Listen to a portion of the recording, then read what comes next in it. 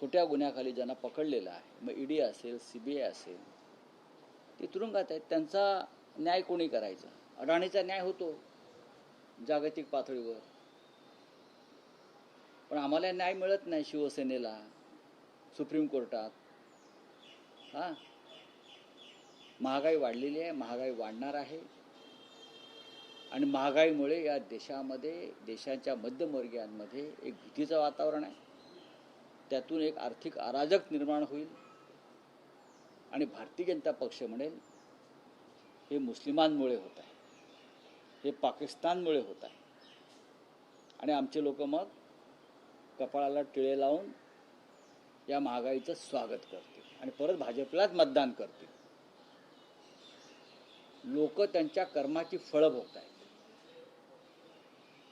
जोपर्यंत लोक, एक काळ असा होता, आम्ही पाहिला आहे, महिला महागाई विरुद्ध लाटणं मोर्चा काढायच्या, विद्यार्थी रस्त्यावर यायचे, महागाई विरोधात रस्ता रोको व्हायचा, आंदोलनं व्हायची. आज अशा प्रकारची आंदोलनं करणं लोकांनी आपल्या प्रश्नांसाठी, हा मोदींच्या राजवटीमध्ये देशद्रोहाचा गुन्हा ठरतो. देशद्रोहाचा.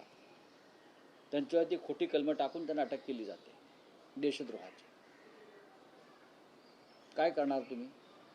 एक तर उपासमारीने मेलं पाहिजे शेतकऱ्यांप्रमाणे, महागाईने, होरपळीत, नाहीतर मग काय, जय श्रीराम म्हणत गप्पा बसायचं. आपण मोदींच्या परदेश दौऱ्याबाबत उल्लेख केला. भाजपकडनं एक मोठा दावा केला जातोय. ते म्हणतात की मोदी समुद्राखालून पाईपलाईन त्यांचा प्रयत्न आहे आणि इंधन आणण्याचा त्यांचा प्रयत्न आहे. बघा, भारतीय जनता पक्ष हा जमिनीवरचा पक्ष नाही. भारतीय जनता पक्षाची सरकार ही गैरमार्गाने आलेली सरकार आहे. भारतीय जनता पक्ष ज्या क्षणी फेअर निवडणुका घेईल, त्या क्षणी त्यांना त्यांचं काय भूमिका किंवा लोक कोणावर उभे आहेत ते कळेल. पश्चिम बंगालमध्ये, आसाममध्ये निवडणुकीत घोटाळे करून ते सत्तेवरती आलेले आहेत. केरळच्या जनतेनं त्यांना ते करू दिलं नाही. तामिळनाडूच्या स्वाभिमानी जनतेने त्यांना ते करू दिले नाही. पश्चिम बंगालमधल्या प्रत्येक विधानसभा मतदारसंघानुसार माझ्याकडे माहिती जी आली आहे, त्यानुसार कशी यंत्रणा वापरली, गैरवापर झाला, कशा प्रकारे धमक्या, दहशत निर्माण केली, कशा प्रकारे लोकांना सांगितलं की जर तुम्ही मतदान केलं नाही किंवा मतदानाला गेला तर तुमचे रेशन कार्ड रद्द केले जातील, तुमचं आधार कार्ड रद्द केलं जाईल, तुम्हाला बेकायदेशीर नागरिक ठरवलं जाईल. अशा वेळी लाखो लोकांनी मतदानापासून ते वंचित राहिले, घाबरून गेले नाही. ही परिस्थिती देशामध्ये आहे.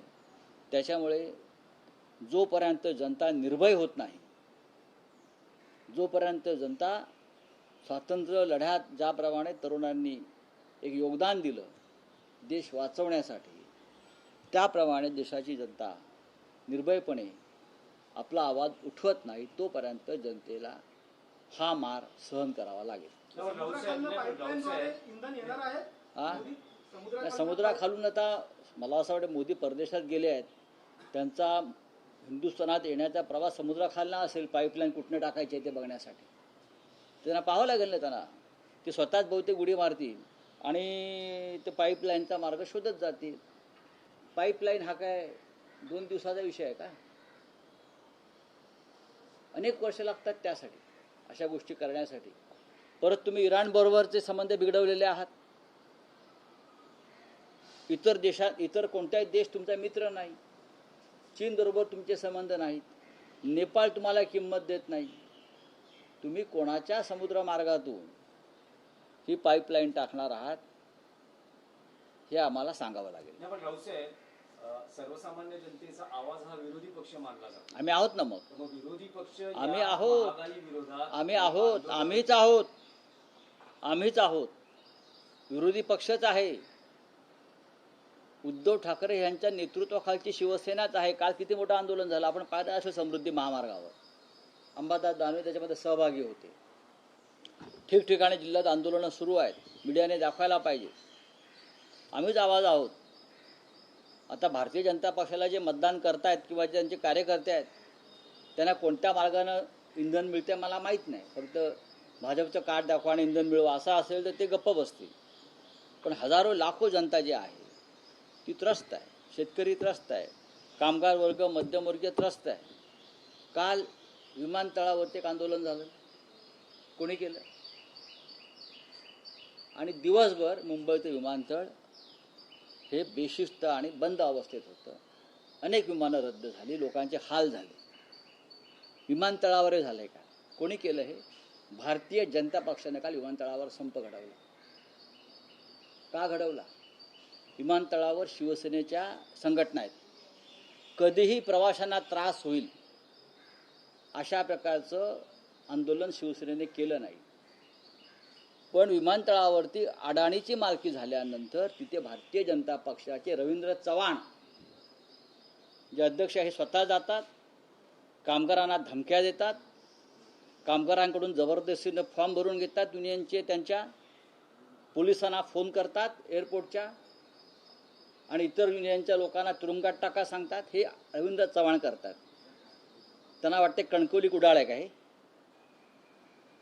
आणि त्याच कामगारांना त्यांनी काल संप करायला लावला आणि हजारो प्रवाशांचे काल दिवसभरात हाल झाले. बाळासाहेबांची आम्हाला शिकवण होती, जी सर्व्हिस इंडस्ट्री आहे तिथे तुम्ही डिस्टर्बन्स म्हणजे गैरव्यवस्थापन होईल असं करू नका. त्याच्यामध्ये इस्पितळा संप करू नका. हॉटेल जी मोठी आहेत पंचतारांकित, परदेशी गेस्ट तिकडे येतात, तिथे संप करण्याचं टाळा. विमानतळांसारख्या ठिकाणी रेल्वे शक्यतो टाळा, लोकांना त्रास होतो. सरकार कोणाचं अडाणीचं आहे ना विमानतळावर, मग तुम्ही संप करून लोकांना का वेठीस धरताय मिस्टर रवींद्र चव्हाण? हे भारतीय जनता पक्षाच्या प्रदेशाध्यक्षाचं काम आहे का? स्वतः जाऊन फॉर्म भरून घ्यायचे जबरदस्तीनं, धमक्या द्यायच्या? ठीक आहे, सत्ता आहे, जाईल ना तुमची सत्ता केव्हा तरी. तुम्ही का अमरपट्ट्या घेऊन आलात का? कामगारांच्या मागण्या न्याय्य आहेत. शिवसेना त्यांच्यासाठी, शिवसेनेने पण त्या विषयावर परवा मोर्चा काढला होता शांतपणे.